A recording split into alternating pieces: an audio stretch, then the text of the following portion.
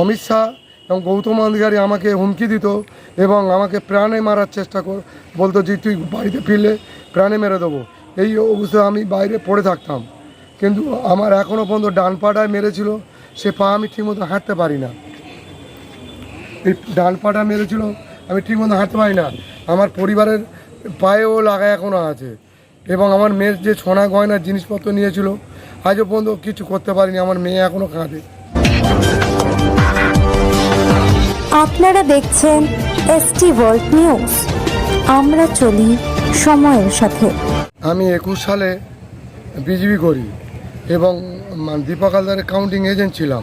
3 দিন পরে আমার বাড়িতে এসে গৌতম অধিকারীর নেতৃত্বে 150-200 ছেলে আমার ঘরদোর ভাঙে। তার মধ্যে অমিত শাহ ছিল, আনিসুদ্দিন মোল্লা ছিল, একতার মোল্লা রামগন্ধপুর বাড়ি, এবং ইমরান খান ছিল মানে সিংবেড়িয়া দেরিয়াপুরে বাড়ি, এবং তোমার ছিল আরও অনেকে ছিল, কিন্তু তাদের দেখলে আমি চিনতে পারবো। তা আগে অভিযোগ জানাননি? আগে অভিযোগ করতে এসেছিলাম, থানা নেয়নি।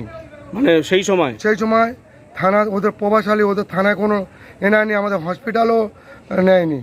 আচ্ছা, তারপরে আমরা এতদিন করেছিলাম। এবারে সেই আমি নরেন্দ্র মোদী দিয়েতে এখনও পর্যন্ত আমি বিজেপি করি। আমি সংখ্যালঘু হলে কি আমি এখনও পর্যন্ত বিজেপি করি। এবারে আমার সরকার আসতে আমাদের মাননীয় শুভেন্দু অধিকারী মুখ্যমন্ত্রী বলেছে যে আপনারা 21 সালের যে ঘটনাটা সেইটাই বলুন।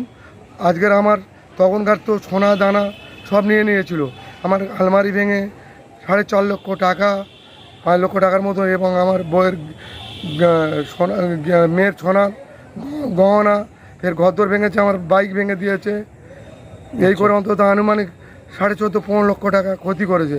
সেইটাই আমি আজকের মহামান্য আইসির কাছে আমি এটা এফআইআর করলাম। আচ্ছা, কি বললেন, অভিযুক্ত অ্যারেস্ট হবে? হ্যাঁ, অভিযুক্ত অ্যারেস্ট হবে, আমাদের সেইভাবে আশ্বাস দিল আইসি সাহেব। আচ্ছা, কী নাম আপনার? আমার নাম আক্তার মল্লিক, গ্রাম হচ্ছে জয়দেবপুর, রামগোবিন্দপুর।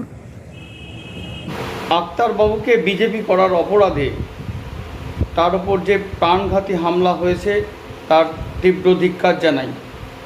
যে দুজন ব্যক্তি, অমিত শাহ এবং গৌতম অধিকারী, যে দুজন ব্যক্তি তার উপরে এই আক্রমণ করেছেন, আমি তার তীব্র নিন্দা জানাই।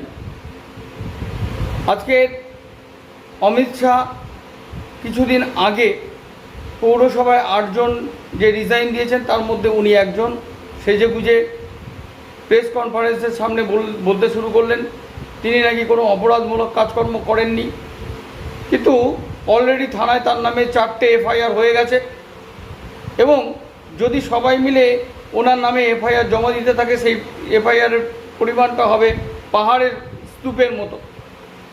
এছাড়া গৌতম অধিকারী কয়েকদিন আগে এমবি হোটেলের পাশে একটি গুদাম থেকে কিছু তিরপল এবং কল পাওয়া গেল।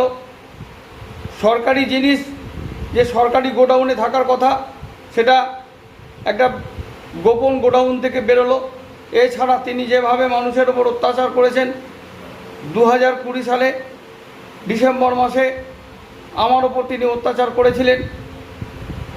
এই রকম বহু মানুষের ওপর যেভাবে তিনি অত্যাচার করেছেন, লুট করেছেন, অবৈধ সম্পত্তি তৈরি করেছেন, প্রশাসনের কাছে অনুরোধ করব সেই সমস্ত তদন্ত করে ওনার বিরুদ্ধে আইনানুগ ব্যবস্থা নেওয়ার জন্য, অবিলম্বে এই দুজন ব্যক্তিকে অ্যারেস্ট করে তাদের শাস্তি দেওয়ার জন্য। ধন্যবাদ।